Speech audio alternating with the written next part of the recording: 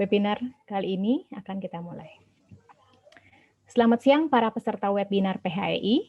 Apa kabar dengan investasi obligasi Anda hari ini? Berjumpa lagi bersama saya, Rizka Novalita, pada webinar PHEI. Program webinar PHEI merupakan bagian dari rangkaian seri webinar yang diselenggarakan secara reguler oleh PT PHEI, diorganize oleh School of Bonds and Fixed Income, dan diselenggarakan untuk masyarakat umum tanpa dipungut biaya sebagai bagian dari program pengembangan dan pedalaman pasar surat utang di Indonesia. Pada webinar kali ini kita akan berbincang-bincang mengenai prospek pasar surat utang Indonesia tahun 2021. Pasar surat utang tahun 2020 diwarnai oleh kondisi ketidakpastian yang datang baik dari domestik maupun global. Utamanya kondisi pandemi COVID-19, namun efek dari kebijakan moneter akomodatif dan masifnya stimulus fiskal mendorong pasar SBN dalam tren bullish. Serangkaian stimulus moneter dan fiskal tersebut mendorong peningkatan likuiditas pada sistem keuangan baik secara global maupun domestik. Positifnya kinerja pasar surat utang domestik juga ditopang oleh berhasil dikembangkannya vaksin COVID-19, serta dipertahankannya peringkat utang Indonesia pada level BBB oleh Moody's dan Fitch Rating, dan juga oleh S&P. Bagaimana kondisi pasar surat utang di 2021? Apakah COVID-19 akan terus membayangi kinerja surat utang Indonesia? Bagaimana kebijakan moneter atau fiskal di tahun 2021? Telah bergabung bersama kami Mas Aryawan. Beliau adalah Kepala Riset Fixed Income PT BNI Sekuritas sejak 2016. Sebelumnya, beliau pernah berkarir sebagai Fixed Income Analis di PT Sukor Invest Sentral Dani, PT Mega Capital Indonesia, PT NISP Sekuritas, dan PT Trimegah Sekuritas Indonesia. Selamat siang, Mas Ari. Apa kabar? Selamat siang, Mbak Rizka. Alhamdulillah baik, Mbak. Apa kabar, Mbak? Salam sehat selalu ya, Mas Ari. Sehat selalu, Mbak. Baik. Mungkin sudah tidak sabar lagi ya nih peserta webinar kali ini ingin mendengarkan pemaparan mengenai prospek pasar surat utang Indonesia di 2021.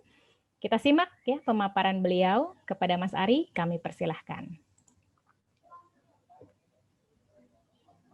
Baik, terima kasih Mbak Rizka. Assalamualaikum warahmatullahi wabarakatuh. Salam sejahtera bagi kita semua. Selamat siang Bapak Ibu sekalian, peserta webinar IBPA hari ini. Jadi seperti yang disampaikan tadi oleh Mbak Rizka bahwa memang dinamika pasar global cukup tinggi ya di tahun 2020. Kita semua tahu dampak dari pandemi coronavirus secara global itu juga berpengaruh terhadap pasar modal di Indonesia, termasuk juga pasar surat utang Indonesia. Dan oleh karena itu, apakah pandemi yang memang sekarang ini masih berlanjut, ini bagaimana dampaknya nanti terhadap pasar surat utang Indonesia di tahun 2021, izinkan kami sharing pandangan kami terkait pasar surat utang Indonesia di tahun ini, di tengah masih variatifnya sebenarnya isu dari sisi global maupun dari sisi domestik. Nah, sebelumnya izinkan saya untuk share screen materi dulu.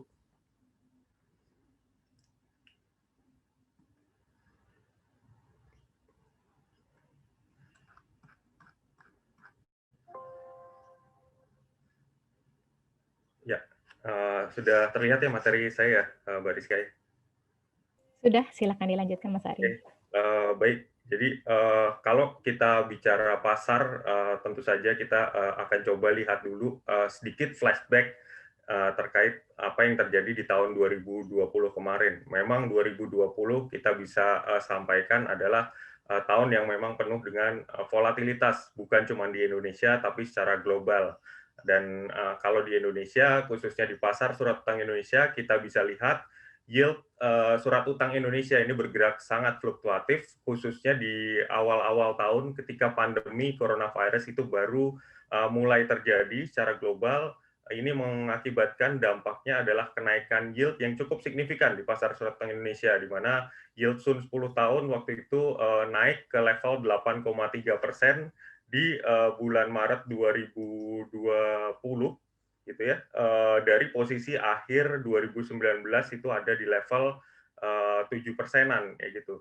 Jadi kenaikannya cukup signifikan akibat dari pandemi ini. Namun demikian kalau kita lihat tekanan pasar ini memang mulai berangsur-angsur mereda ke akhir tahun, terutama mulai dari semester 2, karena dari sisi optimisme investor secara global juga sudah mulai membaik gitu. Hal ini ditandai juga dengan mulai masuknya investor asing kembali ke pasar surat utang Indonesia, di mana di 3 bulan terakhir, Oktober sampai bulan Desember, investor asingnya juga cukup masif masuknya gitu ya ke pasar surat utang Indonesia, sehingga ini mengurangi net sell asing yang terjadi di pasar surat utang Indonesia, di pasar surat berharga negara, yang tadinya di bulan Februari sampai Mei itu net sell asing mungkin bisa mencapai sekitar 150 triliun di pasar SBN, namun demikian sampai akhir tahun akhirnya net sell asing hanya tercatat sebesar 88 triliun gitu. Nah, otomatis dengan kembalinya investor asing ke pasar domestik, ini yang juga menjadi satu katalis positif bagi pasar surat utang Indonesia di semester 2 tahun lalu. Sehingga yield di pasar Indonesia juga bergerak turun ke level 5,9% di akhir tahun 2020 yang lalu.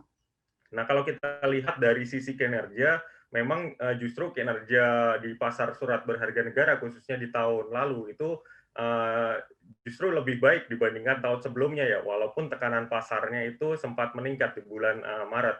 Ini bisa kita lihat dari total return di surat berharga negara yang mencapai 14,8% di sepanjang tahun 2020, ini sedikit lebih tinggi daripada tahun 2019 yang mencapai 13,9%.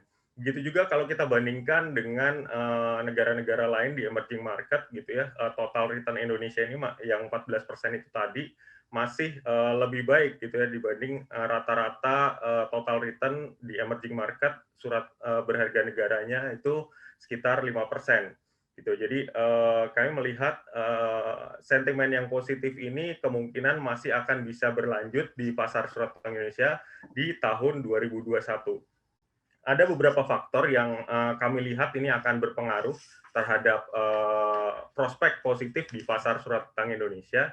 Yang pertama kita lihat dari sisi eksternal, terutama terkait ekspektasi pemulihan ekonomi global gitu ya. Kalau kita lihat dari beberapa lembaga keuangan internasional gitu ya, mulai juga memperkirakan bahwa pertumbuhan ekonomi global ini akan lebih baik dibandingkan tahun 2020 yang lalu.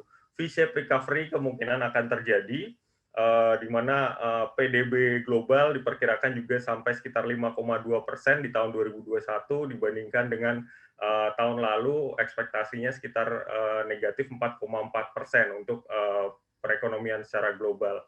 Nah, ini tentu saja juga akan berdampak positif terhadap pasar domestik, utamanya pendorong dari perekonomian global ini adalah ekspektasi terhadap vaksin coronavirus yang sudah mulai dilakukan di berbagai negara termasuk juga Indonesia. Harapannya ketika ada vaksin, jumlah kasus virus corona secara global ini akan mereda, akan berkurang, dan tentu saja ini nantinya akan berdampak positif terhadap perekonomian secara global gitu. Sehingga kami melihat dengan ekspektasi pemulihan ekonomi global ini juga akan berdampak positif terhadap pasar modal termasuk pasar surat utang Indonesia. Faktor kedua yang kita lihat akan memiliki dampak yang cukup positif terhadap pasar adalah likuiditas gitu ya. Likuiditas secara global kita lihat kemungkinan masih akan tinggi, terutama ini akan didorong oleh adanya stimulus yang dilakukan oleh bank sentral maupun pemerintah secara global gitu ya. Kalau dilihat Bank Sentral Amerika itu masih terus menggelontorkan stimulusnya, melakukan program pembelian surat utang pemerintahnya maupun surat utang korporasi. Begitu juga dengan Bank Sentral Eropa. Bank Sentral Eropa juga melakukan hal yang sama, melakukan program pembelian aset, ditambah lagi dengan stimulus ekonomi yang dilakukan oleh pemerintah secara global, terutama di sini yang sangat menjadi perhatian investor adalah dari sisi Amerika. setelah terpilihnya Joe Biden menjadi Presiden Amerika, ini juga impact-nya adalah ekspektasi terhadap stimulus ekonomi Amerika ini akan semakin besar. Kalau stimulus ekonominya semakin besar, ya tentu saja ini akan berdampak positif juga nantinya terhadap pertumbuhan ekonomi di Amerika itu sendiri, yang tentu saja ini nantinya akan memiliki dampak yang positif juga secara global gitu ya. Dan kalau dilihat setiap kepemimpinan Presiden Amerika dari Demokrat itu memang kecenderungannya pertumbuhan ekonomi Amerika ini lebih tinggi gitu ya dibandingkan kalau pemimpinnya itu dari Republik. Rata-rata GDP Amerika itu tumbuh sekitar 3,5% ketika presidennya itu dari Demokrat berbanding dengan rata-rata sekitar 2,4% kalau presidennya itu dari Republik. Sehingga ini juga yang kita lihat akan cukup positif terhadap pasar di tahun depan. Faktor ketiga yang kita lihat kemungkinan juga akan menjadi sentimen positif adalah masih akan tetap rendahnya suku bunga secara global, khususnya suku bunga Bank Amerika. Gitu. Mana Fed gitu ya diperkirakan masih akan tetap tahan suku bunga acuannya di level 0 sampai 0,25% setidaknya sampai 2023 karena Bank Sentral Amerika itu melihat bahwa level kondisi perekonomian Amerika mungkin walaupun sudah beranjak ke arah yang positif, namun demikian levelnya masih belum kembali seperti sebelum pandemi yang lalu. Di sini bisa kita lihat bahwa angka pengangguran Amerika memang trennya sudah mulai turun gitu ya ke level 6,7% dari ketika peak-nya waktu itu tahun lalu itu ada di level 15%-an, sekarang mulai turun ke level 6,7% angka penganggurannya. Namun demikian kalau kita lihat sebelum pandemi itu level angka pengangguran Amerika itu ada di level 3,5%-an, sehingga level sekarang ini sebenarnya masih belum kembali dari level pre-pandemicnya itu sendiri. Lalu dari sisi inflasi Amerika saat ini masih levelnya di sekitar 1%-an gitu ya, di mana Bank Sentral Amerika sendiri sebenarnya menargetkan inflasi 2%, bahkan Bank Sentral Amerika menyatakan inflasi secara temporer berada di atas 2% itu nggak jadi masalah gitu ya, selama itu di atas 2%-nya bukan yang berkelanjutan secara lama. Kalau hanya temporer nggak masalah. Jadi artinya di sini kita melihat kemungkinan dari sisi Bank Sentral Amerika untuk tahan suku bunga acuannya di tahun ini itu masih akan cukup besar, gitu ya. Ini mungkin akan terjadi suku bunga yang rendah yang cukup lama, setidaknya kami melihat sampai 2023 sama seperti yang terjadi ketika tahun 2008 Bank Sentral Amerika tahan suku bunga acuannya di level 0 sampai 0,25%, bahkan waktu itu The Fed tahan suku bunga acuannya sampai tahun 2015 baru mereka menaikkan suku bunga acuannya. Jadi artinya di tengah masih adanya kebutuhan untuk mendorong pertumbuhan ekonomi, kita melihat bahwa Bank Sentral secara global ini akan tetap tahan suku bunga acuannya di level yang rendah. Otomatis juga dengan lingkungan suku bunga acuan yang rendah, tentu saja ini akan menjaga tren yang rendah di yield surat utang Indonesia juga, seperti itu. Nah, dari sisi domestik kita melihat ekspektasi terhadap pemulihan ekonomi juga akan tetap terjaga gitu ya, di mana kami melihat bahwa pertumbuhan ekonomi Indonesia ini mungkin masih akan lebih baik di tahun 2021 dibandingkan 2020, di mana kalau 2020 lalu Indonesia diperkirakan negatif pertumbuhan ekonominya sekitar 2%-an, sementara di tahun ini kami memperkirakan pertumbuhan ekonomi Indonesia akan ada di level 3 sampai 3,5%. Gitu. Jadi faktor utamanya memang masih dari sisi domestic consumption yang akan tetap menjadi faktor pendorong, terus juga akan ada dari sisi government spending, upaya dari pemerintah untuk mendorong daya beli melalui program pemulihan ekonomi nasional. Kita lihat ini tentu saja akan juga memberikan dampak yang positif di tahun ini, sehingga ini yang kami lihat bahwa prospek perekonomian Indonesia akan lebih baik di tahun ini ketimbang tahun 2020 yang lalu, seperti itu. Faktor lain dari sisi domestik adalah inflasi yang memang masih rendah dan terkendali, di mana tahun lalu inflasi Indonesia hanya berada di level 1,68%, itu di bawah targetnya Bank Indonesia yang sekitar 2-4%. Untuk tahun ini kami memperkirakan inflasinya agak sedikit naik, ada di level 2-2,5%. Namun demikian, inflasi yang di tahun 2021 ini tentu saja masih ada di batas bawah dari target BI yang 2-4% itu. Otomatis dengan inflasi yang rendah ini harusnya nanti akan membuka ruang bagi Bank Indonesia untuk menjaga suku bunga acuannya di level yang rendah. Dari sisi nilai tukar, kami juga melihat bahwa nilai tukar rupiah kemungkinan akan cukup bergerak stabil di kisaran 13.900 sampai 14.300. Yang ini terutama juga didorong oleh kecenderungan pelemahan dolar terhadap mata uang global, gitu ya. Jadi kami melihat ini juga pelemahan dolar yang terjadi secara global ini akan berdampak positif terhadap pasar domestik. Selain itu juga dari sisi fundamental rupiah itu masih cukup baik, di mana neraca perdagangan Indonesia diperkirakan tahun depan juga tahun ini tahun 2021 masih akan surplus, gitu ya, melanjutkan surplus yang terjadi di tahun 2020 yang lalu. Karena account defisit Indonesia juga diperkirakan masih cukup manageable, gitu ya. Tahun ini mungkin akan mencapai defisitnya sekitar 2% terhadap GDP, gitu. Jadi dengan beberapa kondisi ini kami melihat bahwa ruang bagi Bank Indonesia untuk menjaga suku bunga acuannya di level yang rendah, di level saat ini 3,75% ini masih sangat terbuka, bahkan tidak menutup kemungkinan, gitu ya, dari sisi Bank Indonesia untuk memangkas suku bunga acuannya lagi. Kami masih melihat bahwa ruang untuk pemangkasan suku bunga acuan Bank Indonesia ini masih cukup terbuka setidaknya satu kali lagi, sehingga Bank Indonesia ada peluang untuk menurunkan suku bunga acuannya ke level 3,5% dari sekarang 3,75. Namun demikian tentu saja Bank Indonesia akan berhati-hati ya dalam kebijakan suku bunganya, dan pastinya mereka akan melihat bagaimana arah dari kebijakan suku bunga Bank Sentral Amerika, gitu ya. Karena kalau dilihat interest rate diferensial antara BI dengan 7 days reverse repo dengan Fed Fund Rate saat ini udah relatif ada di level rata-ratanya, sehingga ruang bagi BI untuk memangkas suku bunga acuannya kita lihat juga tidak terlalu besar di tahun ini. Jadi kami masih melihat bahwa 7 days reverse repo mungkin ada di kisaran 3,5 sampai 3,75% di tahun 2021 ini. Kemudian dari sisi pembiayaan APBN, ini nantinya yang berkaitan dengan penerbitan surat berharga negara, gitu ya.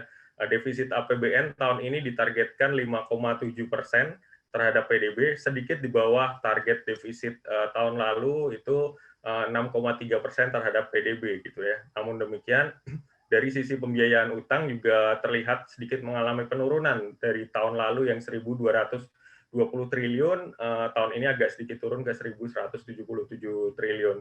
Sementara dari sisi gross penerbitan SBN, kemungkinan tahun ini pemerintah akan menerbitkan SBN sekitar 1.530 triliun. Relatif sebenarnya tidak jauh berbeda dengan penerbitan SBN di tahun lalu. Namun demikian, kami melihat bahwa penerbitan SBN yang di tahun ini sebenarnya tidak akan menjadi masalah selama demand-nya itu masih akan cukup besar. Dan kami melihat sebenarnya peluang atau potensial demand dari sisi investornya masih cukup tinggi, bukan cuma dari sisi investor asing, tapi juga investor domestik, begitu juga dari sisi investor retail. Karena di tahun ini pemerintah juga menargetkan penerbitan surat berharga retailnya lebih tinggi daripada tahun lalu.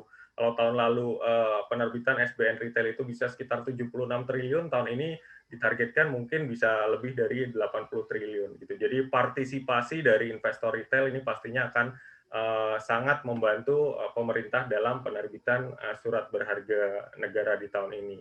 Begitu juga dari sisi penerbitan tahun ini, walaupun tadi ditargetkan sekitar 1.500 triliunan itu kemungkinan juga masih akan dibagi menjadi dua penerbitan dalam denominasi rupiah dan penerbitan dalam falas, dan targetnya sendiri untuk penerbitan falas mungkin antara bisa sampai 12 sampai 15% dari total target penerbitan gross SBN di tahun ini, sehingga kita melihat seharusnya penerbitan dari sisi domestiknya ini juga masih manageable, dengan potensial demand yang ada, harusnya sih supply yang ada dari sisi pemerintah untuk penerbitan SBN masih akan bisa sesuai dengan potensial demand yang ada dari sisi investor.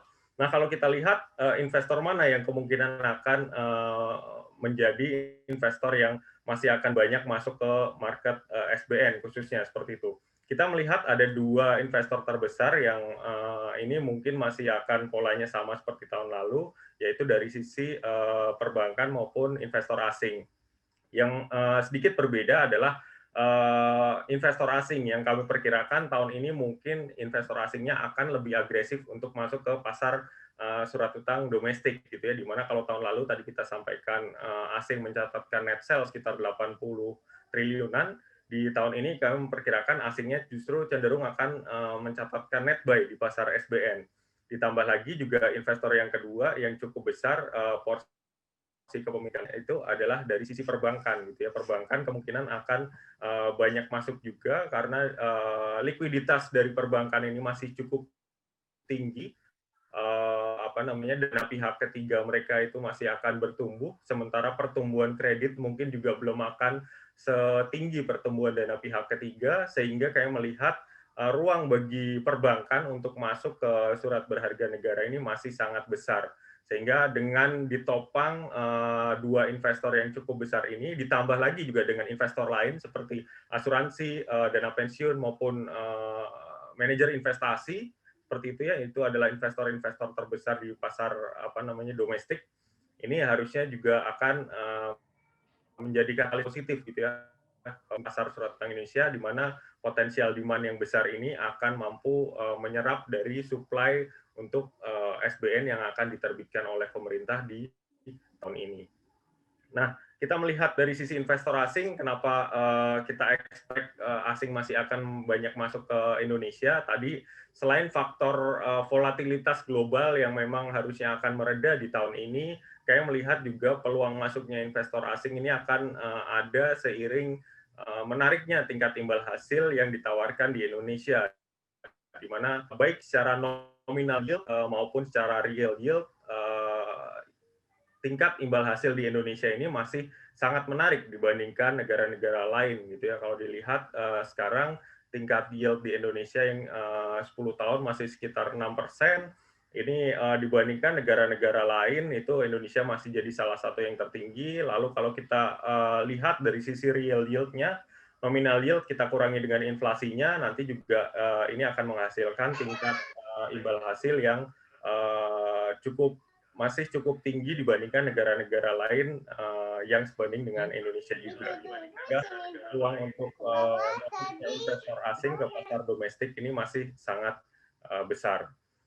Nah, dengan beberapa kondisi tersebut, dengan kondisi pasar yang mungkin akan semakin mereda tekanannya, dengan adanya potensi demand yang cukup besar, baik dari sisi investor asing maupun dari sisi investor domestik, kami memperkirakan bahwa ruang untuk penurunan yield di pasar surat utang Indonesia ini masih cukup terbuka, walaupun mungkin penurunan yang terjadi tidak akan sesignifikan tahun lalu. Kalau tahun lalu, yield Sun 10 tahun di akhir 2019 itu ada di level 7%, 2020 akhir ada di level 5,8%. Gitu. Nah, tapi kami memperkirakan tahun ini penurunan yield-nya mungkin akan relatif lebih terbatas dan yield Sun 10 tahun akan ada di level, kita lihat di level 5,75 sampai 6,04%. Hal yang terutama mendasari proyeksi kami ini adalah karena memang ruang bagi Bank Indonesia untuk memangkas suku bunga acuannya memang jauh lebih terbatas di tahun ini. Kalau tahun lalu pemangkasan suku bunga acuan bisa sampai 125 basis point, namun demikian di tahun ini kami melihat tadi hanya sebesar 25 basis point. Nah, tapi kami melihat bahwa sentimen yang positif di pasar ini masih akan terlihat dari volume transaksi yang cukup besar di pasar surat utang Indonesia, di mana di transaksi SBN itu tahun lalu rata-rata volume transaksi harian itu bisa sekitar 18,2 triliun per hari, khusus untuk transaksi outright saja di luar transaksi repo. Di tahun 2021 kami lihat potensi daily trading volume-nya mungkin bisa sampai 20 triliun per hari gitu ya, yang outright saja di luar repo, sehingga ini akan jadi satu katalis positif juga, marketnya akan lebih liquid di tahun ini. Lalu kalau kita lihat di pasar obligasi korporasi ya, khususnya kami melihat memang tahun 2020 bisa dikatakan tekanan juga berpengaruh terhadap pasar obligasi korporasi, di mana penerbitan obligasi korporasi tercatat hanya sekitar 87 triliun, ini menurun dibandingkan tahun sebelumnya, itu bisa sampai 122 triliun. Dengan penerbitan yang lebih rendah, penerbitan obligasi yang lebih rendah, dari sisi nominal outstanding untuk obligasi korporasi memang tercatat mengalami kenaikan, masih mencatatkan kenaikan di tahun 2020 lalu.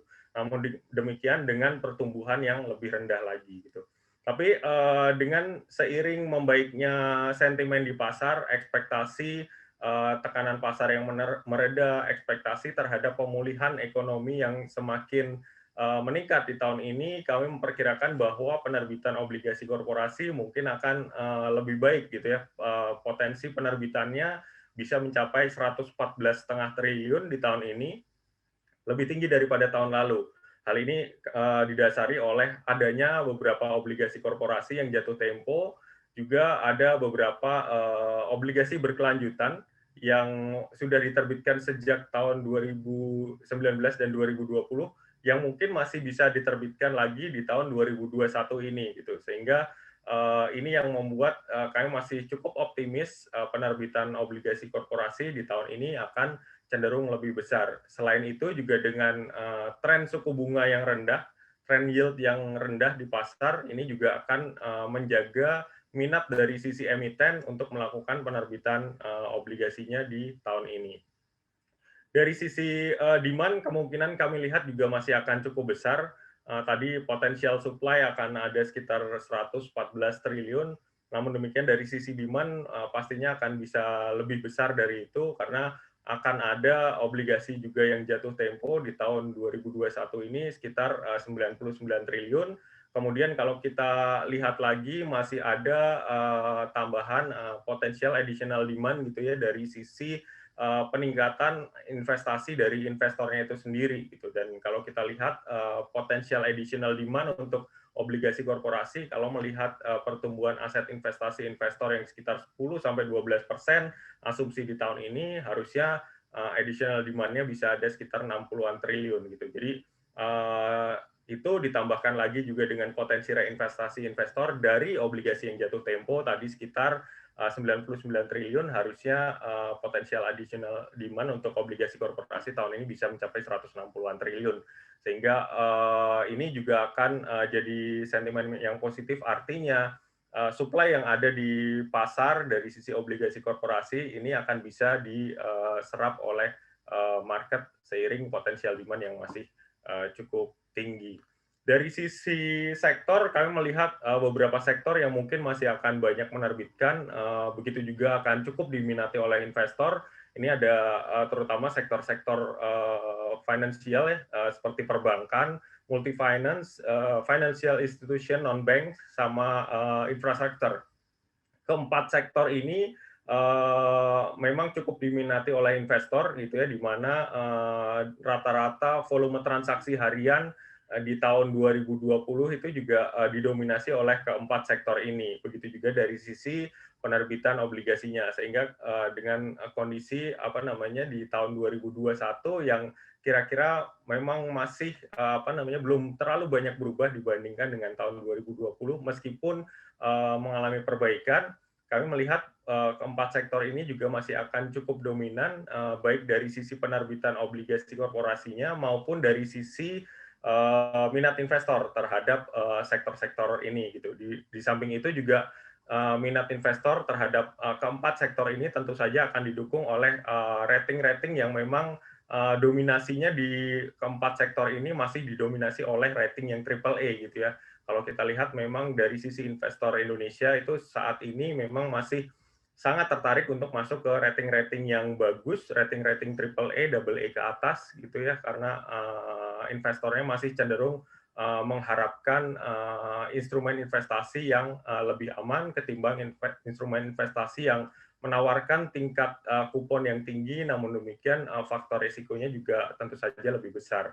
Nah, kalau dilihat keempat sektor ini memang dominasinya ada di sektor AAA, di rating AAA, tentu saja ini akan membuat demand dari sisi investor terhadap keempat sektor ini masih akan cukup besar di tahun 2021 ini. Lalu yang terakhir mungkin dari sisi volume transaksi obligasi korporasi, kami perkirakan juga akan masih cukup tinggi dan kecenderungannya memang mengalami peningkatan. Kalau di tahun 2020 rata-rata volume transaksi harian untuk obligasi korporasi itu sekitar 1,3 triliun, kami memperkirakan di tahun 2021 ini mungkin akan bisa mencapai 1,4-1,5 triliun untuk rata-rata daily trading volume obligasi korporasi. Tentu saja ini akan didukung oleh outstanding yang semakin meningkat karena tadi penerbitan obligasi korporasinya memang diperkirakan akan lebih tinggi di tahun 2021 dibandingkan tahun lalu seiring meredanya tekanan di pasar surat utang Indonesia maupun pasar global. Kira-kira itu yang dapat saya sampaikan. Terima kasih. Baik, Mas Aryawan, terima kasih atas pemaparannya yang sangat menarik ya terkait dengan prospek pasar surat utang Indonesia. Ya, apabila rekan-rekan peserta ingin melakukan pertanyaan, mohon bisa disampaikan melalui chat ya. Oke, kita masuk ke sesi tanya jawab. Ini sudah ada Mas Ares nih dari Dana Pensiun Bank Riau Kepri, Mas Ari. Mungkin akan saya bacakan pertanyaannya, bisa langsung Mas Ari jawab ya.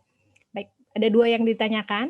Yang pertama adalah faktor-faktor apa yang pada tahun 2021 yang menyebabkan yield SBN mengalami kenaikan? Mungkin pertanyaan ini dulu, silakan Mas Ari. Ya, kalau kita lihat faktor risiko terhadap proyeksi-proyeksi yang telah kami sampaikan tadi tentu saja adalah pandemi virus corona yang bisa lebih buruk dari ekspektasi sebelumnya gitu ya. Tentu saja kalau pandeminya semakin memburuk, tentu saja ini akan berdampak terhadap lockdown yang kemungkinan akan dilakukan lagi oleh negara-negara secara global, sehingga kalau ini lockdown kembali dilakukan oleh beberapa negara secara global, ini tentu saja akan mengakibatkan dampak yang negatif terhadap pertumbuhan ekonomi dari negara-negara tersebut. Yang semula diekspektasikan tahun ini perekonomiannya semakin membaik, kalau ternyata lockdown-nya kembali terjadi, pandeminya masih cukup tinggi, jumlah kasus secara global, ya ini tentu saja akan berdampak terhadap ekonominya. Nah, tentu saja kalau ekonominya kembali mengalami tekanan, volatilitas di pasar secara global ini juga meningkat, ya ini akan berdampak juga terhadap pasar surat utang Indonesia, dan ini juga bisa berdampak terhadap pasar SBN, yield-nya mungkin akan bergerak naik. Namun demikian, kami tidak melihat bahwa peluang untuk kenaikan yield itu akan cukup signifikan, karena kami masih melihat bahwa dari sisi domestik Indonesia masih akan cukup kuat kondisi makroekonominya, ditambah lagi juga dari sisi likuiditas. Seperti tahun lalu ketika tekanan pasar itu meningkat, ketika perekonomian itu mengalami tekanan di pasar domestik, pasar surat utang Indonesia khususnya, itu masih ada investor yang melakukan net buy. Di sini bisa kita lihat dari sisi perbankan gitu ya tahun lalu. Jadi tahun ini juga masih sama. Kalaupun ada tekanan dari sisi eksternal, likuiditas perbankan ini masih cukup besar, sehingga kalau yield-nya bergerak naik, itu nanti kemungkinan perbankannya justru akan masif masuk ke market, sehingga ini akan menjaga peluang kenaikan yield secara signifikan di tahun ini gitu ya, ketika terjadi tekanan dari sisi eksternal. Itu Mbak Rizka. Baik, tadi kalau dilihat berarti faktor kita lebih ke arah faktor perkembangan COVID-nya sendiri gitu ya Mas Hari ya. Nanti Ya, akan bergerak seperti apa, itu yang akan lebih dominan mempengaruhi seperti itu ya. ya. Baik, tadi ada pernyataan juga nih dari Mas Hari kan bahwa nanti ada secara banking maupun investor lainnya masif masuk sehingga tekanan kenaikan yield juga akan sangat minimal gitu ya. Nah, pertanyaan kedua nih dari Pak Ares ini ya. Kapan sebaiknya waktu membeli SBN di tahun 2021 yang tujuan beliau ini sepertinya untuk trading. Nah, itu bagaimana Mas Ari? Ya, tadi kalau kita sampaikan bahwa sebenarnya ruang untuk pergerakan yield di pasar surat utang Indonesia tahun ini sebenarnya cenderung lebih terbatas ya dibandingkan tahun lalu yang volatilitasnya cukup tinggi. Sehingga memang untuk trading itu cocok, tapi trading yang dapat dilakukan sebenarnya trading jangka pendek, short term trading gitu ya untuk tahun ini. Jadi kalau ada kenaikan yield di market gitu, sebenarnya itu bisa dimanfaatkan sebagai momentum untuk melakukan buy on weakness seperti apa yang terjadi di 2 pekan pertama di tahun ini. Yield di pasar surat utang Indonesia cenderung mengalami kenaikan, walaupun dari sisi fundamental makroekonominya itu tidak banyak berubah gitu. Jadi justru ini bisa dipandang sebagai momentum yang tepat untuk masuk ke market gitu. Jadi setiap koreksi-koreksi yang terjadi di pasar itu bisa dimanfaatkan sebagai momentum untuk masuk buy on weakness. Nanti ketika terjadi kenaikan harga atau penurunan yield, itu bisa dimanfaatkan investor untuk melakukan take profit. Jadi trading jangka pendek tentu saja akan menarik. Momentumnya ya tentu saja harus dilihat gitu ya, seperti kondisi misalnya seperti saat ini gitu ya.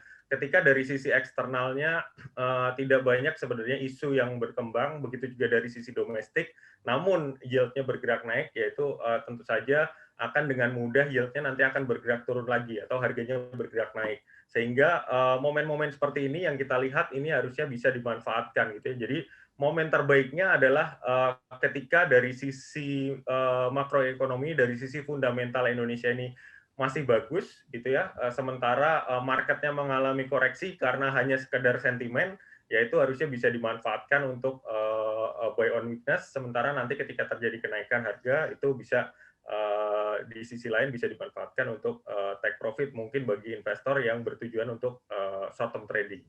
Kira-kira seperti itu Mbak Rizka. Baik.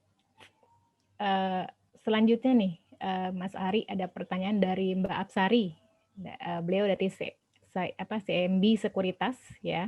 Tadi kan Mas Ari sempat menyampaikan bahwa mungkin masih ada ruang untuk penurunan BI rate lagi, walaupun mungkin nanti BI sendiri akan berhati-hati juga ya dalam mengambil keputusan itu. Nah, Mbak Apsari menanyakan kira-kira kapan atau di kuartal berapa ekspektasi penurunan policy rate-nya itu? Ya, kalau kita lihat Bank Indonesia tentu saja akan melihat timing yang paling baik ya. Timing yang baik itu kapan? Itu biasanya pada saat inflasinya rendah dan nilai tukar rupiahnya relatif stabil. Nah, kapan inflasinya rendah? Kita lihat ya momen-momen inflasi rendah itu adalah pada saat ada panen raya, biasanya seperti itu. Panen raya itu ada biasanya di bulan-bulan Maret, April. Nah, namun demikian tahun ini kan bulan April, Mei itu udah mulai puasa dan Lebaran ya. Biasanya inflasinya agak cenderung meningkat gitu ya. Walaupun kalau kita lihat tahun lalu gitu ya, walaupun ada bulan puasa dan Lebaran, inflasinya juga nggak terlalu tinggi karena memang pandemi waktu itu baru aja berjalan gitu. Jadi kayak melihat sebenarnya di semester 1 ini ruang bagi BI cukup terbuka gitu untuk memangkas suku bunga acuannya karena inflasinya itu tadi kemungkinan akan relatif rendah, terutama di saat-saat momen-momen panen tadi, musim panen. Lalu juga kalau kita lihat dari sisi nilai tukar rupiah relatif masih pergerakannya cukup stabil di awal tahun. Jadi memang momentumnya cukup terbuka di semester 1 tahun 2021 ini. Baik. Jadi masih ruang penurunan sudah terbuka masih terbuka ya di kuartal pertama ini ya, sejak kuartal pertama. Nah, sebelum berlanjut nih ada pertanyaan lagi, tapi saya penasaran juga nih, kan di tahun 2020 memang kalau dilihat dari kenaikan penerbitan obligasi korporasi kan cukup tertekan gitu ya, karena kan mungkin kondisi pandemi sehingga ada kondisi lain sehingga penerbitannya agak tertekan. Nah, tadi kalau saya lihat di grafik forecast-nya di tahun 2021 ini kan meningkat tadi ya, karena faktor dari kemungkinan ada obligasi berkelanjutan yang ingin menerbitkan lagi, kemudian adanya jatuh tempo gitu ya. Tapi sebenarnya gimana nih kalau dari emitennya sendiri antusias untuk menerbitkan obligasi korporasinya ini sebenarnya seperti apa nih, Mas Ari? Ya, dari sisi emiten tentu saja kita melihat minat untuk penerbitan obligasi korporasinya justru juga akan meningkat di tahun ini gitu. Yang pertama, kalau kita lihat dari sisi tekanan pasar yang mereda, ekspektasi dengan tekanan pasar yang mereda, tentu saja kalau ada penerbitan obligasi korporasi, minat dari sisi investornya akan cukup besar gitu. Nah, selain itu juga dari sisi yield-nya yang masih rendah karena tekanan pasarnya ini relatif lebih rendah dibandingkan tahun lalu, gitu ya. Ini akan membuat cost of fund bagi korporasi untuk menerbitkan obligasi korporasinya juga relatif lebih rendah. Nah, tentu saja ini yang akan bisa dimanfaatkan dari sisi investor, dari sisi emiten untuk melakukan penerbitan obligasinya gitu. Apalagi kalau dari sisi emitennya itu juga mulai melihat ekspansi dari kemungkinan ekspansi dari bisnisnya itu karena ini melihat kondisi pandemi ini mulai berangsur-angsur akan membaik gitu. Jadi kebutuhan pendanaan dari sisi emitennya atau dari sisi korporasinya akan meningkat. Di sisi lain potensial demand dari sisi investor ini ada dan cukup besar. Ditambah lagi juga cost of fund untuk penerbitannya relatif rendah dengan yield yang rendah seperti saat ini. Jadi ini faktor-faktor yang akan mendorong tingginya minat dari sisi emiten untuk melakukan penerbitan obligasi seperti Mbak Rizka. Baik. Tadi kalau Mas Ari sebutkan juga dari investor sebenarnya juga masih cukup tinggi ya demand-nya ya. Walaupun ada penurunan yield, tapi mereka masih melihat menarik gitu ya yield yang akan diterbitkan ini. Atau mungkin malah investor minta premi yang agak besar nih di emiten. Itu bagaimana tuh Mas Ari? Karena kan kalau kita lihat kebalikannya gitu ya, dari investor melihatnya ini suku bunga sedang rendah gitu kan, terus penerbitannya mungkin khawatir jadi kurang menarik Ya, gitu jadi sehingga kalau mereka minta premi yang tinggi, itu bagaimana tuh? Ya, jadi kalau kita lihat sebenarnya justru memang dari sisi risk premium itu mungkin masih akan nggak jauh beda ya dibandingkan tahun lalu ya gitu ya, karena yield Sun-nya itu rendah gitu ya, otomatis kalau mau melakukan penerbitan obligasi korporasi terlihat risk premiumnya antara Sun dengan obligasi korporasi itu akan relatif cukup tebal gitu ya, cukup tinggi gitu. Tapi di sisi lain secara nominal kupon yang diterbitkan kita melihat itu akan relatif rendah dibandingkan penerbitan di tahun-tahun sebelumnya 2019 sampai 2017 yang lalu gitu ya.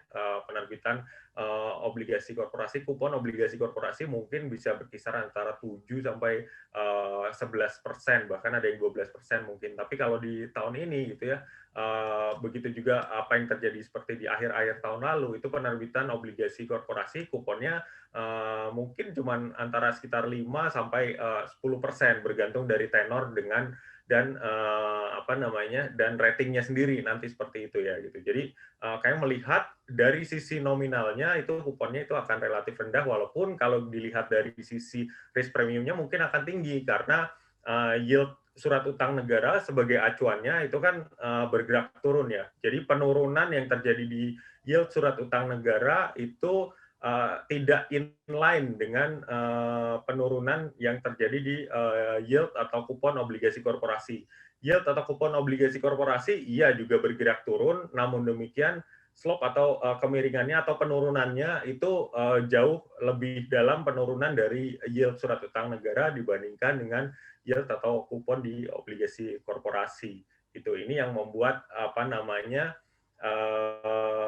sebenarnya potensi permintaan dari sisi investor juga masih akan ada gitu, karena justru dari sisi investor yang mungkin sebelumnya banyak masuk ke surat berharga negara, ketika yield-nya sudah rendah, sementara target investasi mereka itu masih cukup tinggi, itu bisa mereka diversifikasi portofolio investasinya juga ke obligasi korporasi mungkin yang masih memberikan tingkat kupon atau imbal hasil yang relatif lebih tinggi dibanding dengan surat berharga negara, walaupun juga dari sisi risiko pastinya akan berbeda ya dengan surat berharga negara itu sendiri. Kira-kira itu Mbak Rizka. Baik, karena mungkin nanti beberapa peserta juga ada sebagai investor gitu ya, jadi mungkin beberapa pandangan perlu dilihat juga dari sisi investor nih gimana, apakah kalau mereka minta premi yang mungkin bagi mereka lebih wajar gitu ya, itu gimana gitu di kondisi obligasinya di pasar. Nah, mungkin masuk ke pertanyaan berikutnya tadi dari Pak Arief Budiman ya, beliau dari Dapen OJK. Pertanyaannya agak panjang ya. Ketika kita melihat bahwa di Amerika masih cenderung melemah dan Presiden Joe Biden malah berencana untuk mempertahankan stimulus 1,5 triliun bagi Amerika, dengan melimpahnya stimulus di sana, bagaimana tanggapan Mas Ari terhadap perkiraan suku bunga The Fed? Ya, kalau dilihat antara suku bunga dengan paket stimulus ini bukan hal yang saling tumpang tindih ya. Justru ini sebenarnya saling melengkapi gitu, baik dari sisi kebijakan moneter maupun dari kebijakan fiskal. Dari sisi kebijakan moneter, Bank Sentral Amerikanya menahan suku bunga acuannya di level yang rendah. Harapannya adalah ini akan mendukung dari sisi supply-nya gitu ya. Berarti suku bunga kreditnya diharapkan juga akan rendah. Kalau suku bunga kreditnya ini rendah, diharapkan nanti permintaan dari masyarakat terhadap kredit itu akan meningkat.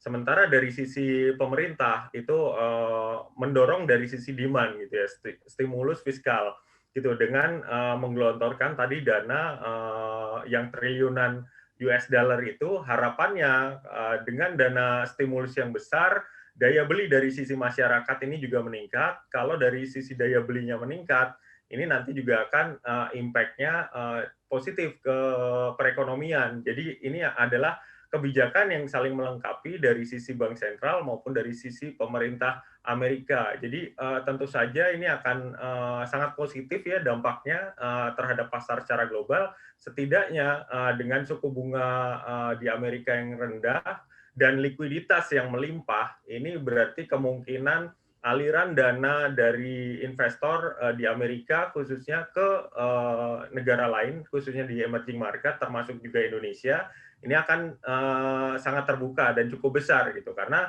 berarti kalau di sana banyak likuiditas atau banyak cash dari sisi investor, sementara kalau investor masukkan investasinya di Amerika, itu kan suku bunganya tadi rendah karena Fed tahan suku bunga di level yang rendah. Katakan mereka mau masuk ke obligasi pemerintah Amerika, yield US Treasury Amerika cuma sekitar 1%-an saat ini. Nah, ini tentu saja mereka akan dana-dana yang besar ini akan melirik ke emerging market yang masih menawarkan tingkat imbal hasil yang menarik.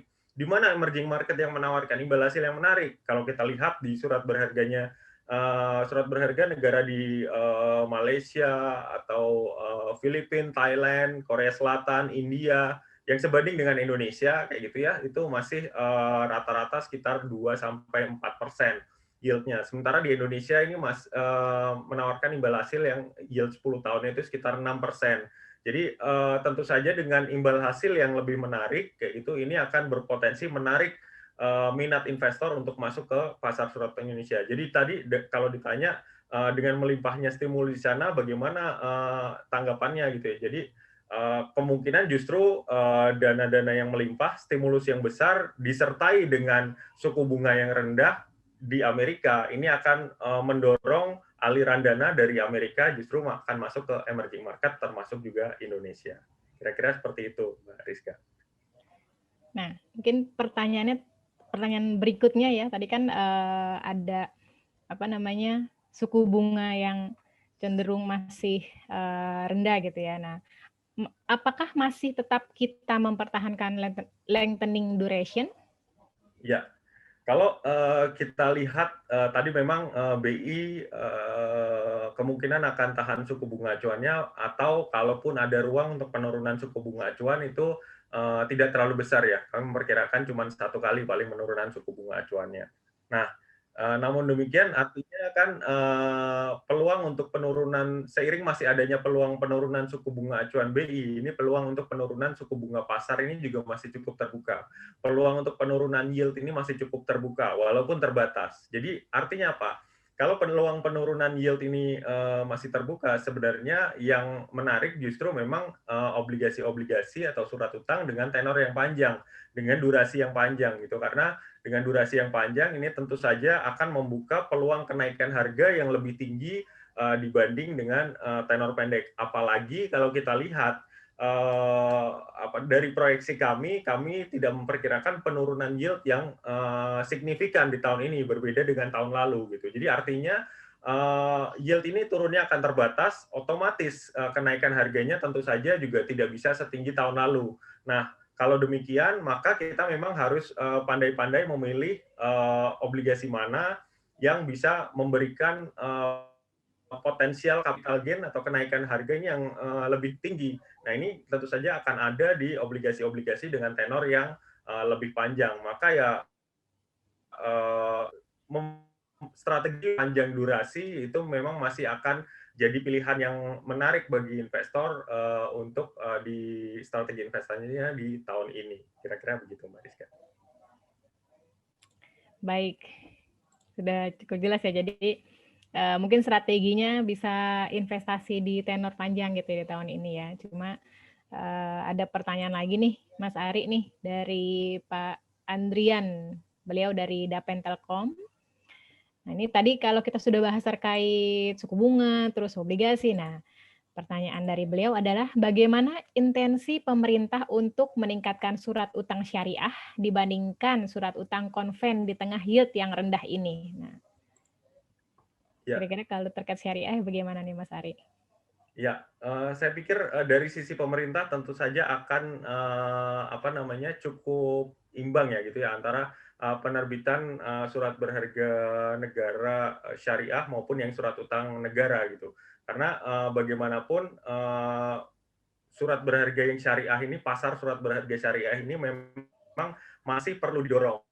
Kalau kita lihat sejauh ini total outstanding dari surat berharga negara yang syariah itu memang baru sekitar mungkin 15-20% dari total surat dibandingkan dengan total surat utang yang beredar. Sementara dari sisi obligasi korporasi syariah mungkin cuma baru sekitar 5% dibandingkan dengan obligasi yang konvensional. Artinya memang pasar syariah ini sangat perlu didorong, apalagi ditambah juga dari sisi demand investor itu cukup besar. Karena kan kalau untuk instrumen-instrumen syariah ini tidak hanya berasal dari investor yang syariah saja sebenarnya potensial demand-nya, tapi juga bisa berasal dari investor yang konvensional juga gitu. Nah, otomatis ketika potensial demand-nya dari investornya itu lebih beragam, harusnya kemungkinan untuk permintaannya ini akan cukup besar, sehingga di sini juga bisa dimanfaatkan oleh pemerintah untuk penerbitan surat utang yang syariah. Jadi kami melihat harusnya sih penerbitan surat berharga negara untuk yang syariah ini masih akan cukup besar. Dan juga untuk penerbitan surat berharga syariah ini kan memang ada underlying asetnya gitu ya. Dan underlying asetnya kalau kita lihat di 4-5 tahun terakhir ini lebih banyak underlying aset dari yang proyek-proyek di APBN. Jadi PBS, Project Based Sukuk itu cukup banyak diterbitkan oleh pemerintah. Dengan banyaknya proyek di APBN, tentu saja underlying aset bagi penerbitan surat berharga syariah ini juga akan semakin besar. Otomatis peluang bagi pemerintah untuk menerbitkan surat berharga syariah ini tentu saja juga akan sangat besar gitu. Jadi kami melihat bahwa penerbitan SBNS ini juga akan cukup besar ya di tahun ini gitu sih Mbak Rizka. Baik. Terlebih lagi juga memang pemerintah sendiri sudah menjadwalkan lelang secara bergantian ya, baik konvensional maupun syariahnya gitu ya. Jadi peluangnya pasti Ya, betul cukup sekali, Mbak. besar untuk menerbitkannya. Betul. Ya kalau kita lihat kan di 2 kali lelang yang pertama aja itu target penerbitan baik itu surat berharga yang konvensional SUN ataupun SBSN itu mengalami kenaikan ya dibanding tahun lalu gitu ya. Target lelang SUN tahun ini bisa sekali di lelang itu 35 triliun, tahun lalu cuma 20 triliun. Sementara SBSN atau sukuk negara tahun ini itu target penerbitannya di lelang pertama kemarin 14 triliun, tahun lalu setiap lelang rata-rata sekitar 8 sampai 10 triliun. Jadi memang ini juga sudah terlihat dari sisi pemerintah memang juga berupaya untuk meningkatkan penerbitan dari sisi surat berharga syariah negara juga gitu sih Mbak Rizka. Iya, baik Mas Ari. Pertanyaan berikutnya nih Mas Ari, Ya. masih dari Pak Andrian ya. Sejauh mana potensi perbankan akan mengurangi porsi bond yang mereka pegang guna dialihkan ke pemberian kredit di tahun 2021? Jadi apakah ada potensi ini atau memang di tahun 2021 pemberian kredit tetap sedikit ya? Ya, saya pikir ini kan sejauh mana potensi perbankan akan mengurangi porsi bondnya gitu ya. Artinya pertanyaan dari Mas Adrian ini, apakah dengan ekspektasi pertumbuhan kredit yang meningkat, permintaan terhadap bonds atau surat utang itu akan berkurang? Saya pikir enggak seperti itu ya, tapi artinya permintaan dari sisi perbankan akan tetap kuat. Pertama kalau kita lihat dari ekspektasi pertumbuhan kreditnya gitu.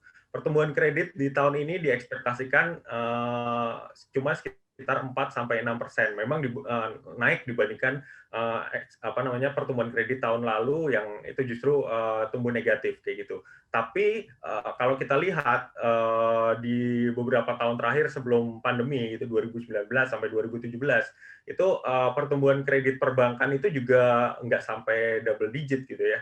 Jadi artinya masih ya 8-9% gitu ya rata-rata pertumbuhan kredit perbankan. Pada saat itu minat dari sisi perbankan terhadap pasar surat berharga negara itu juga masih cukup tinggi. Artinya ketika pertumbuhan kredit perbankan ini tumbuh sekitar 8 sampai 9%, 10% kayak gitu, minat dari perbankan untuk masuk ke surat berharga negara juga masih tinggi. Mereka masih mencatatkan net buy.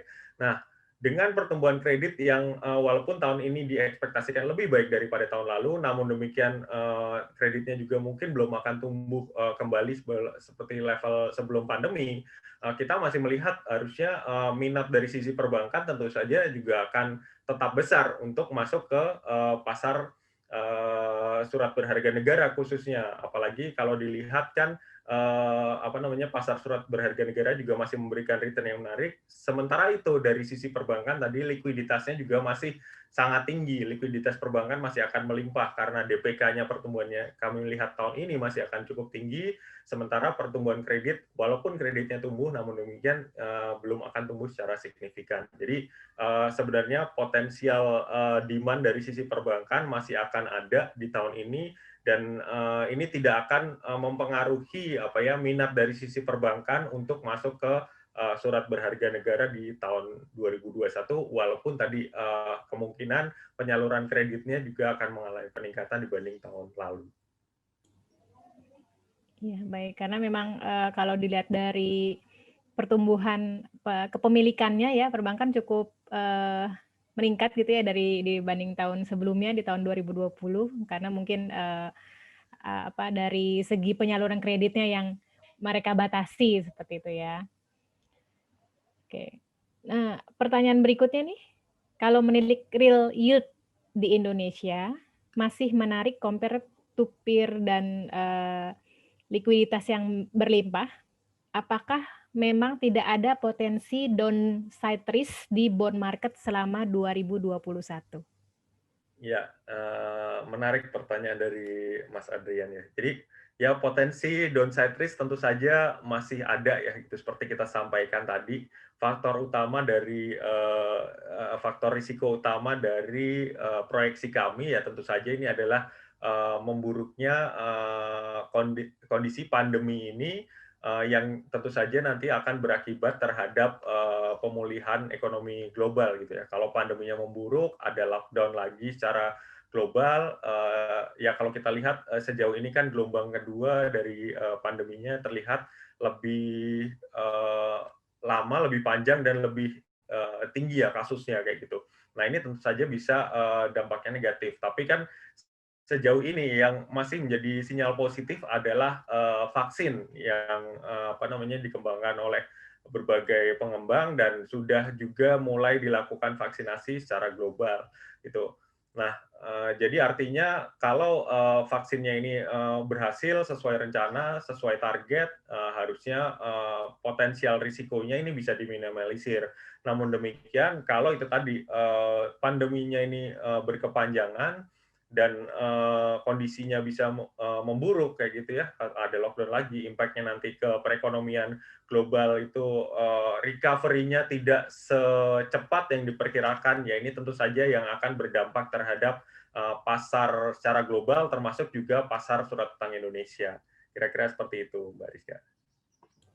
Baik, jadi kalau menanggapi terkait downside risk gitu, mungkin banyaknya adalah di tahun 2020 nih kan, obligasi korporasi ya, Mas Ari, beberapa sudah downgrade, kemudian bahkan, masuk ke non-investment. Nah, mungkin kira-kira gimana nih, Mas Ari, kalau ke depannya kondisi pandemi ini ternyata masih panjang gitu kan, apakah mungkin di tahun 2021 ini ada beberapa yang masuk lagi gitu ke non-investment atau bagaimana kira-kira pandangan Mas Ari?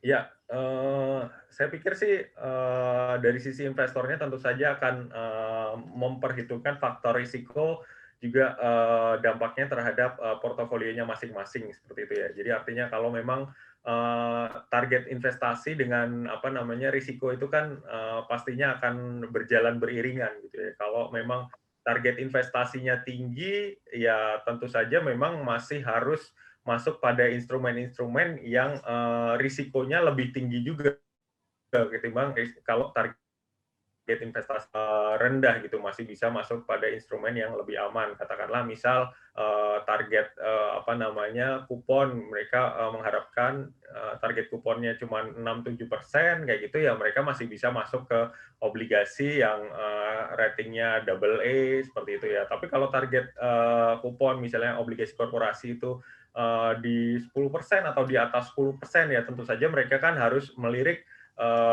obligasi-obligasi dengan rating yang katakanlah single A ataupun nanti di bawah itu kayak gitu ya. Nah, jadi kita melihat tentu saja ini nanti akan disesuaikan dengan bagaimana dari sisi target investasi masing-masing investor itu sendiri. Nah, kalau dilihat dari sisi investor globalnya gitu ya, investor global kira-kira seperti apa? Apakah masih masuk ke instrumen-instrumen yang non-investment grade kayak gitu ya. Kalau melihat tekanan globalnya ini cukup tinggi ya tentu saja investor global itu akan mengerem ya istilahnya mengerem atau mengurangi itu minat dari sisi mereka terhadap instrumen-instrumen yang beresiko. Ini bisa kita lihat ya tahun lalu, contoh tahun lalu aja yang kelihatan gitu di mana ketika tekanan pasarnya ini tinggi, pandemi virus corona itu dimulai bulan Maret tahun 2020, ini kan yield di Indonesia ini bergerak naik ya, cukup signifikan sampai tadi kita sampaikan ke 8%. Sementara yield di Amerika justru bergerak turun ke sekitar 0% gitu. Jadi yield spread antara Sun dengan US Treasury itu lebar banget di atas 600 basis point. Artinya kan ini sebenarnya menarik banget dari sisi investor asing. Namun demikian justru investor asingnya waktu itu keluar dari market kita gitu. Jadi bukan karena serta-merta tingkat imbal hasilnya menarik, lalu investor asing akan masuk pada satu instrumen di negara lain kayak gitu ya. Tapi tentu saja mereka akan mempertimbangkan juga dengan volatilitas global ataupun risikonya juga dari sisi global. Jadi ketika risikonya itu mulai berkurang atau volatilitasnya ini manageable, itu mereka kemungkinan akan lebih berani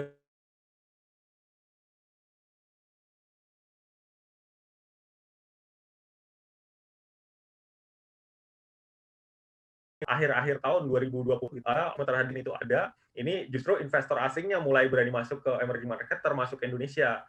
Walaupun kalau dilihat yield spread antara Sun dengan US Treasury sudah mulai turun ke level 500 basis point dibandingkan tadi di awal-awal pandemi yield spread antara Sun dengan US Treasury tadi masih lebih lebar di atas 600 basis point. Jadi artinya faktor volatilitas global ini jadi salah satu faktor yang penting bagi investor, khususnya investor asing, apakah mereka akan masuk pada instrumen yang lebih berisiko ataukah tidak. Kira-kira seperti itu sih, Mbak Rizka.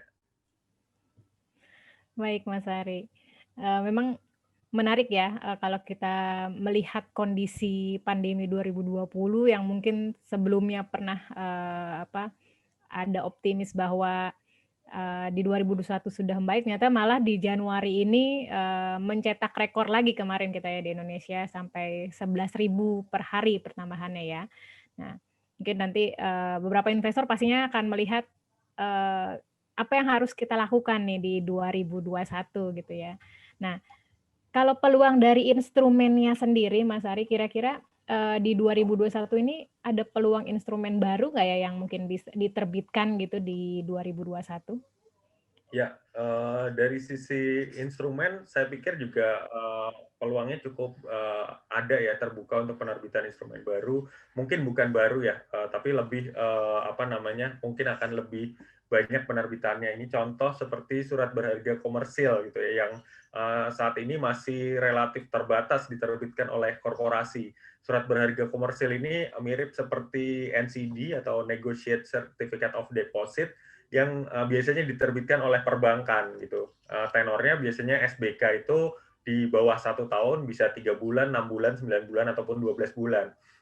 Penerbitannya biasanya itu dalam diskonto ya, gitu ya, diterbitkan dengan diskonto, discount rate. Ini bisa jadi salah satu instrumen yang cukup menarik juga bagi emiten-emiten yang kebutuhan pendanaannya itu jangka pendek gitu ya. Kalau kebutuhan pendanaannya jangka pendek, ngapain mereka terbitkan obligasi atau MTN yang tenornya di atas 1 tahun gitu, akan terjadi mismatch gitu ya antara kewajibannya nanti dengan pendanaannya itu. Jadi kami melihat bahwa instrumen seperti SBK ini mungkin akan bisa jadi salah satu alternatif pilihan bagi emiten dengan kebutuhan pendanaan jangka pendek. Dan kalau dilihat memang masih terbatas ya untuk penerbitannya. 2019 baru 2 perusahaan yang menerbitkan SBK, surat berharga komersil, dengan total penerbitan sekitar 230-an miliar. Di 2020 yang lalu ada 1 perusahaan menerbitkan SBK dengan total penerbitan sekitar 600-an miliar kayak gitu. Ini sudah mengalami peningkatan dibandingkan tahun lalu, dan tahun ini dengan tadi potensi meredahnya tekanan pasar, seharusnya sih potensi untuk penerbitan surat berharga komersil ataupun instrumen-instrumen surat utang lainnya, baik itu dari sisi korporasi ataupun dari sisi pemerintah, ini masih akan sangat terbuka. Kira-kira seperti itu sih, Mbak Rizka. Kalau bicara SBK tadi kan tenornya itu dia termasuk tenor pendek gitu ya, Mas Ari. Nah, kalau minatnya sendiri gimana, Mas Ari? Karena kan mungkin beberapa tadi ya yang pembahasan kita sebelumnya kan beberapa yang mungkin kalau punya target yield-nya cukup tinggi, artinya portofolionya pun dipindahkan ke tenor yang tenor panjang nih, seperti itu. Nah, tapi kalau tenor-tenor pendek sendiri sekarang ini gimana minatnya, Mas Ari? Ya, tadi kalau saya sampaikan perpanjang durasi, minat pada tenor yang panjang itu lebih pada instrumen-instrumen yang bisa ditradingkan ya, Mbak Rizka. Jadi surat utang negara lebih fokusnya ke sana gitu. Tapi kalau untuk instrumen surat utang korporasi, memang minat dari sisi investor ini masih sangat besar pada instrumen yang jangka pendek. Ini kelihatan dari penerbitan obligasi korporasi di tahun 2020 lalu. Itu memang didominasi oleh tenor 1 tahun dan 3 tahun. Sehingga kami melihat kalau ada kebutuhan dari emiten untuk penerbitan instrumen surat utang korporasi dengan tenor pendek, otomatis ini minat dari sisi investornya masih akan sangat besar. Apalagi dengan kondisi pasar yang masih sangat dinamis saat ini, tentu saja investor cenderung akan lebih tertarik pada instrumen korporasi yang tenor pendek ketimbang tenor yang panjang gitu ya. Kecuali itu dari sisi perusahaannya memang dengan rating yang bagus ataupun dari sisi BUMN itu memang biasanya banyak terbitkan tenor panjang. Tapi kalau selain itu kecenderungannya memang emiten-emiten masih memilih tenor yang pendek. Jadi saya pikir sih potensial demand terhadap instrumen utang korporasi jangka pendek ini masih akan sangat besar dari sisi investornya. Baik. Kalau peluang obligasi global sendiri gimana Mas Ari? Kan kemarin sempat ada penerbitan baru ya untuk seri obligasi global. Di tahun 2021 ini seperti apa nih prospek obligasi global? Ya, saya pikir potensi dari sisi permintaannya akan mirip ya seperti obligasi domestik gitu ya, karena tentu saja justru ketika investor masuk pada instrumen obligasi falas, khususnya yang US dollar, ini faktor risiko dari currency-nya atau currency risk-nya itu relatif lebih terbatas gitu ya. Mereka kalau masuk ke instrumen obligasi yang berdenominasi dolar, mereka kan tidak terpapar oleh risiko dari sisi nilai tukarnya itu, perubahan nilai tukarnya itu sendiri. Jadi saya pikir sih di mana terhadap instrumen surat utang atau obligasi global ini akan tetap besar, khususnya instrumen-instrumen yang nantinya terbitkan oleh pemerintah. Makanya kemarin juga di awal tahun ini pemerintah sudah berhasil menerbitkan obligasi global di awal tahun dengan jumlah yang tidak sedikit juga. Jadi ke depan sih kami masih melihat prospek dari sisi permintaan terhadap obligasi global ini akan tetap besar. Kira-kira seperti itu, Mbak Rizka. Baik, terima kasih Mas Ari atas view-nya nih. Silakan mungkin dari rekan-rekan peserta webinar yang lain, apabila ingin mengajukan pertanyaan bisa langsung melalui chat ya. Jadi bisa berdiskusi terkait dengan prospek pasar surat utang Indonesia di tahun 2021 ini ya. Mungkin sebelum kita menunggu, kalau dari Mas Ari nih kan ada beberapa posisi ya untuk berinvestasi di obligasi. Mungkin ada yang tadi untuk trading, HTM gitu, terus ada AFS ya. Kira-kira kalau sebagai investor nih, kalau kondisi 2021 ini COVID masih berlangsung lama ya, kita juga masih belum tahu nih kan, vaksin katanya masih belum 100% gitu ya bisa menimbulkan imun bagi kita. Nah, kira-kira kita nih posisinya paling tepat nih bagaimana nih Mas Ari untuk portofolio kita? Apakah saat ini kayaknya lebih bagus kita banyak trading gitu, atau mungkin kita ATM, atau bagaimana mungkin kalau pandangan dari Mas Ari? Ya, tadi kembali lagi ini bergantung pada target portofolio, target investasi dari investornya itu sendiri gitu ya. Kalau memang targetnya relatif tinggi gitu ya, katakanlah misal targetnya double digit gitu, 10-11% target investasinya, sementara yield di surat utang negara saat ini yang paling tinggi aja mungkin cuma sekitar 7% gitu ya.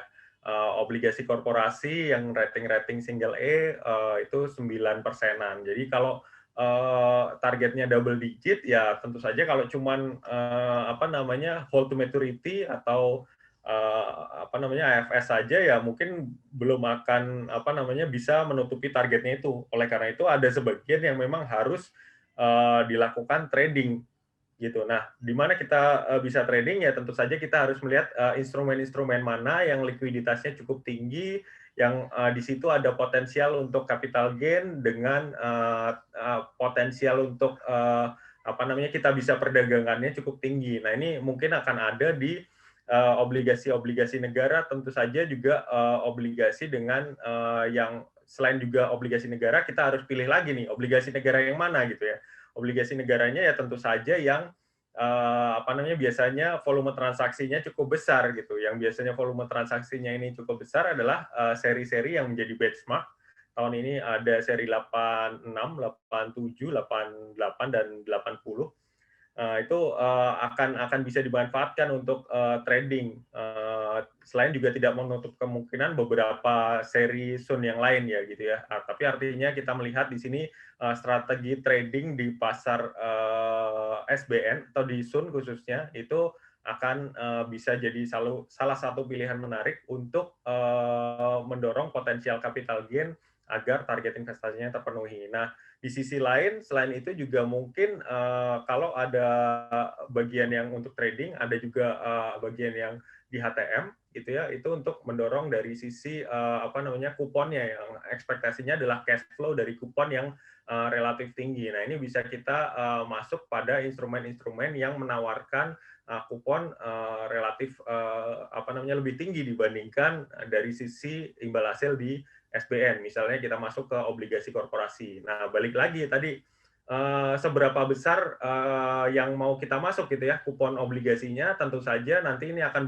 berdampak juga terhadap seberapa aktif kita harus melakukan trading di pasar Sun gitu. Karena kalau kita masuk ke obligasi korporasi dengan kupon 7-8% tadi misalnya, lalu target investasi kita 10%, 11%, berarti kan ada gap sekitar 2-3% yang harus kita penuhi dari trading. Nah, tapi kalau sebaliknya, kita ambil obligasi korporasi dengan kupon yang lebih tinggi, katakanlah misalnya ambil yang 8-9%, gap-nya kan cuma sekitar 1-2%. Tapi di sisi lain, berarti kita juga harus melihat dari sisi obligasi korporasinya itu dengan rating yang lebih rendah lagi. Nah, ini kembali lagi nanti akan balik pada kebijakan investasi masing-masing investor. Apakah dia bisa menerima kupon yang tinggi tapi dengan potensi risiko yang lebih besar juga, ataukah harapannya kuponnya rendah saja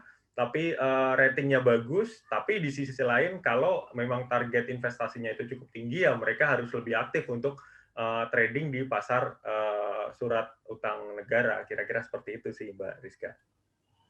Baik, jadi disesuaikan juga ya dengan profil investasi kita akan seperti apa begitu ya Mas Hari, karena nantinya kita harus pintar-pintar mencari peluang juga ya untuk memaksimalkan portofolio kita gitu ya. Nah, ada pertanyaan dari Mas Fauzi nih, bagaimana pandangan Mas Ari ya mengenai penerbitan obligasi BUMN mengingat munculnya rencana pemerintah yang akan mengeluarkan investasi dalam bentuk sovereign wealth fund? Ya, ya mungkin ini nanti sekalian saya sambung sama pertanyaannya Mbak Absari nih, kayaknya ada pertanyaan lagi dari Mbak Absari. Tapi kalau dari sisi Pak Fauzi gitu ya, saya pikir sih untuk penerbitan obligasi BUMN akan tetap terbuka, tetap ada gitu ya di tahun ini, masih akan tetap besar walaupun ada sovereign wealth fund gitu ya, karena sebenarnya kebutuhan dari pendanaan dari sisi emiten korporasi sebenarnya masih cukup besar juga, termasuk juga dari sisi BUMN. Oleh karena itu, justru dengan di tengah kondisi pasar yang harusnya lebih kondusif ya dibandingkan tahun lalu gitu ya, level yield-nya lebih rendah, tekanan pasarnya harusnya mereda, potensial demand dari sisi investornya harusnya lebih tinggi tahun ini. Ini akan membuka peluang dari sisi BUMN untuk menerbitkan obligasinya. Jadi saya pikir sih potensi untuk penerbitan obligasi-obligasi BUMN tahun ini masih akan cukup besar, walaupun dari sisi pemerintah sendiri akan ada investasi dalam bentuk sovereign wealth fund. Itu dari pertanyaan Pak Fauzi. Sementara kalau tadi lanjut ke menyambung dari pertanyaan Mbak Absari, gitu ya, kita melihat di tahun 2020 memang banyak rating yang di-downgrade oleh emiten obligasi korporasi gitu ya. Nah, kira-kira view tahun ini gimana? Apakah masih akan downgrade ini akan berlanjut ataukah justru akan ada rating upgrade dari company-company itu? Nah, kalau kita melihat sebenarnya kan ini yang pertama dilihat dari sisi ini oleh lembaga pemeringkat, khususnya kita bisa lihat dari sisi top down ya, di mana dengan ekspektasi pertumbuhan ekonomi yang lebih baik, apa namanya, kondisi bottom kita dari perekonomian yang memburuk, bottomnya itu udah lewat di tahun lalu di kuartal 2, kuartal 3 seperti itu ya.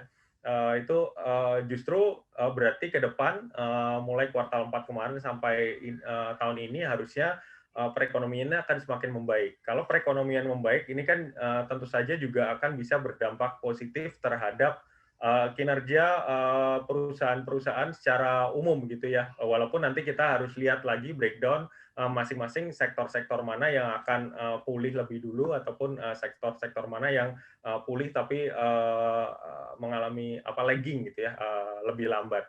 Tapi setidaknya trennya ini akan semakin membaik. Jadi harusnya kalau melihat dengan pulihnya perekonomian, sektor-sektor itu akan kembali pulih juga, dampaknya terhadap korporasinya kan juga akan semakin baik ya gitu. Artinya peluang untuk downgrade itu akan lebih terbatas di tahun ini.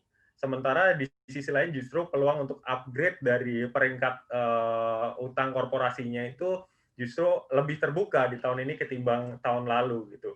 Jadi kami melihat sih justru peluang untuk upgrade dari lembaga pemeringkat terhadap beberapa peringkat korporasi ini akan ada di tahun ini dan peluang untuk penurunannya justru lebih terbatas dibandingkan tahun 2020 yang lalu.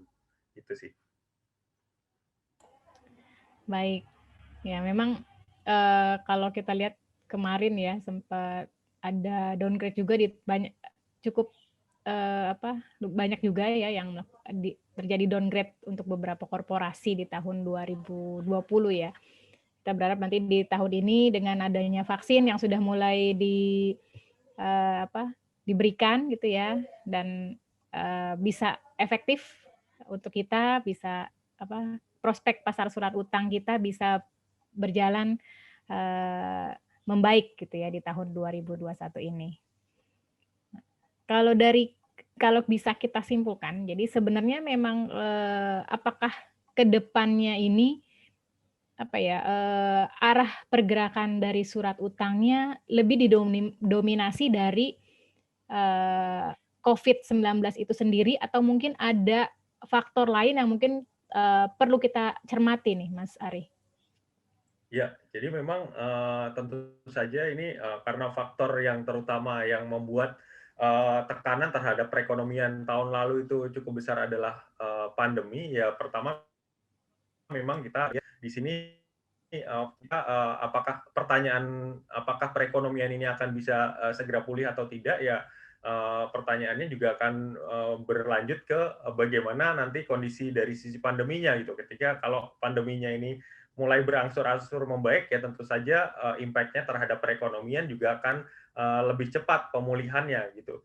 Jadi kita memang satu hal yang perlu kita perhatikan adalah dari sisi kondisi pandeminya. Namun demikian upaya-upaya yang dilakukan baik itu dari sisi pemerintah secara global maupun dari sisi general secara global ini yang juga perlu apresiasi gitu ya. Artinya dengan langkah-langkah yang dilakukan oleh pemerintah maupun bank sentral ini tentu saja ini kan akan meminimalisir risiko yang terjadi sebagai akibat atau dampak dari pandemi COVID-19 ini secara global. Jadi COVID-19 memang akan jadi faktor perhatian, namun demikian langkah-langkah yang dilakukan oleh bank sentral secara global maupun pemerintah secara global, kebijakan-kebijakannya untuk kembali mendorong perekonomian ini juga akan jadi salah satu faktor yang akan memberikan pengaruh ya cukup signifikan terhadap pemulihan ekonomi ke depannya gitu. Jadi di sini bisa kita lihat kalaupun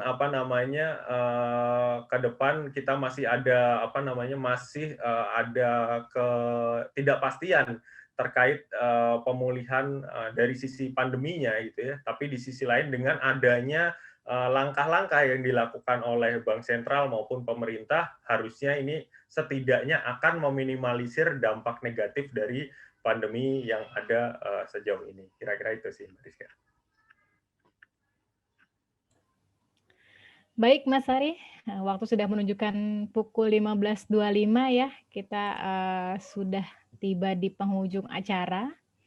Ya, jadi, beberapa hal yang bisa kita simpulkan bahwa memang di tahun 2021 ini kita harus, terus mencermati ya perkembangan akan Covid, tadi yang Mas Ari sebutkan lagi bahwa, kita juga perlu, melihat kebijakan yang akan diambil dari bank sentral maupun pemerintah ya untuk, proses pemulihannya, itu karena, kondisi itu yang nantinya akan lebih berdampak ya di tahun 2021 ini. Eee, Selain itu ada beberapa katalis positif ya di tahun ini, salah satunya adalah suku bunga acuan ya yang secara global tadi diperkirakan masih akan dipertahankan di level yang rendah. Kemudian dari domestik sendiri, inflasi ya yang diperkirakan akan tetap rendah dan terkendali, sementara nilai tukar rupiah ini berpeluang menguat terbatas.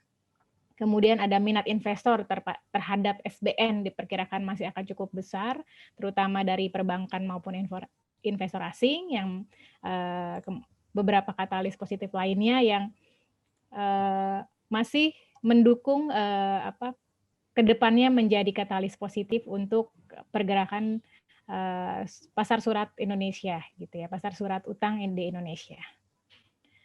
Baik Mas Ari, Bapak Ibu attendee ya, mohon dapat memberikan feedback untuk webinar PHI hari ini melalui link yang sudah diberikan di Zoom. Nanti akan kami berikan untuk tiga peserta yang beruntung yang sudah memberikan feedback. Tidak ada gading yang tidak retak. Ya. Mohon maaf apabila selama acara webinar hari ini masih terdapat kekurangan yang tidak berkenan, baik untuk Mas Ari sendiri selaku narasumber maupun rekan-rekan peserta sekalian. Dan terima kasih sekali lagi untuk Mas Ari atas kesediaan waktunya untuk memaparkan materi pada webinar kali ini. Sehat dan sukses terus selalu untuk Mas Ari. Sama-sama, salam sehat juga untuk semuanya, Mbak Rizka, semua Bapak Ibu. Amin, baik. Saya ucapkan juga terima kasih kepada seluruh peserta atas perhatian dan antusiasnya selama mengikuti webinar kali ini. Semoga webinar ini mendatangkan manfaat bagi kita semua. Akhir kata, saya tutup webinar hari ini. Selamat melanjutkan aktivitas kembali. Wassalamualaikum warahmatullahi wabarakatuh. Selamat sore.